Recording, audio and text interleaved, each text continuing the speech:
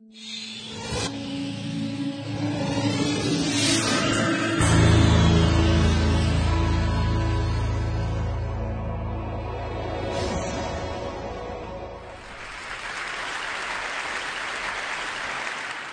I was young, I thought my country was the best on the planet.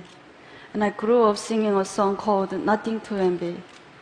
And I was very proud. In school, we spent a lot of time studying the history of Kim Il-sung, but we never learned much about the outside world.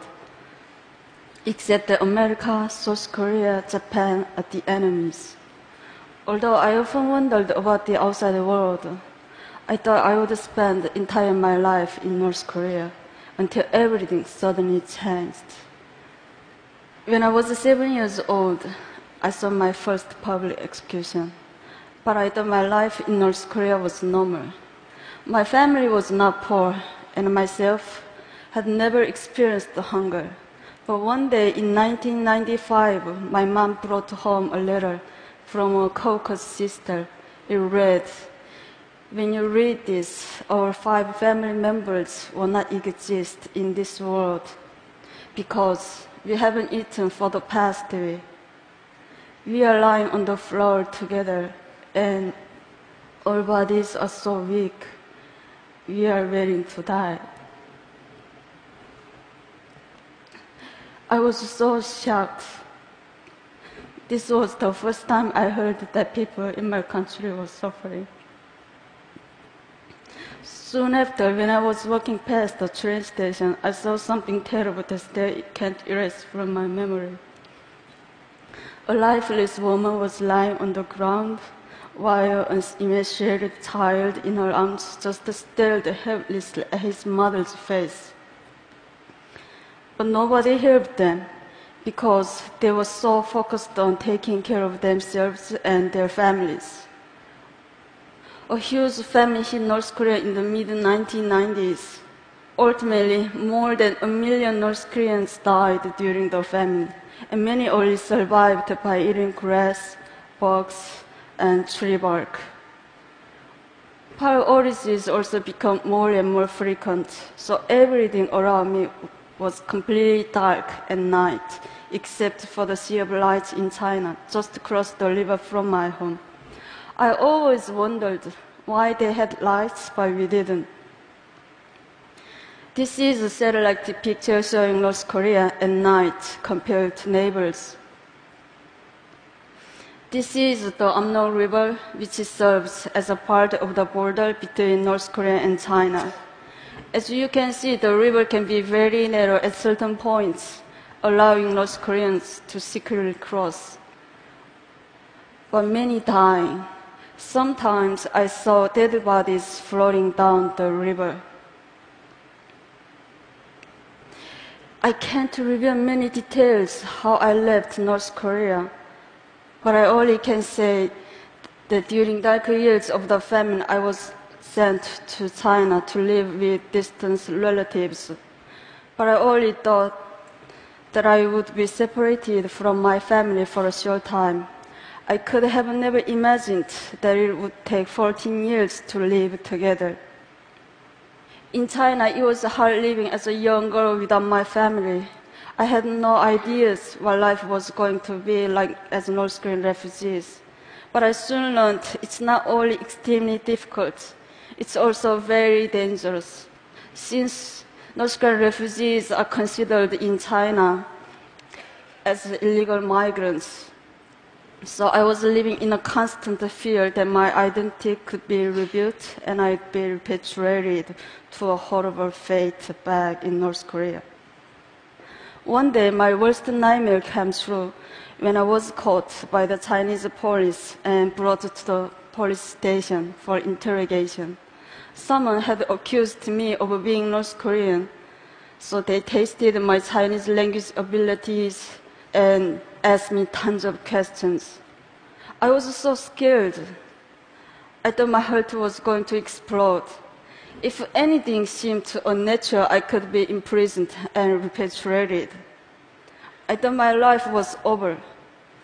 But I managed to control all the emotions inside me and answer the questions. After they finished questioning me, one officer said to another, "This was a false report. She's not North Korean." And they let me go. It was a miracle. Some North Koreans in China seek asylum in foreign embassies, but many can be caught by the Chinese police and repatriated. This group was so lucky. Even though they were caught, they were eventually released after heavy international pressure. These North Koreans were not so lucky. Every year, countless North Koreans are caught in China and repatriated to North Korea, where they can be tortured, imprisoned, or publicly executed. Even though I was really fortunate to get out, but many other North Koreans have not been so lucky. It's tragic that North Koreans have to hide their identities and struggle so hard just to survive. Even after learning a new language and getting a job, their whole world can be turned upside down in an instant. That's why after 10 years of hiding my identity, I decided to risk going to South Korea.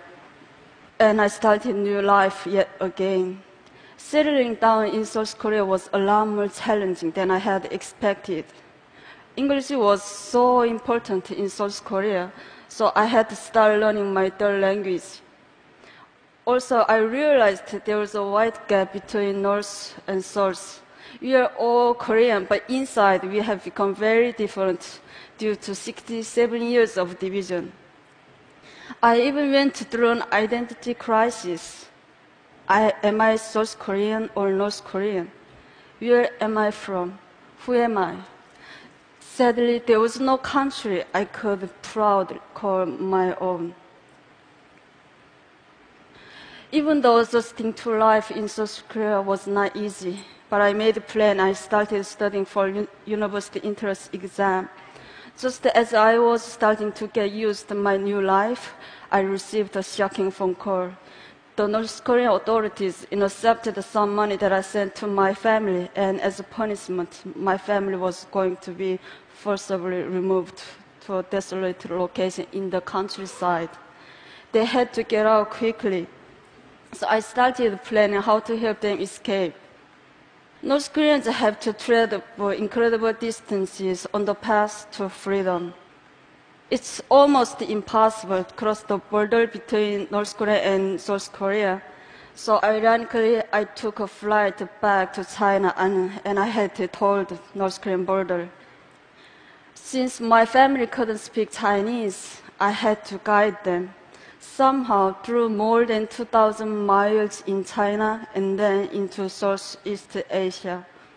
The journey by bus took 1 week, and we were almost caught several times. One time, our bus was stopped and boarded by a Chinese police officer. He took everyone's ID cards and he started asking them questions.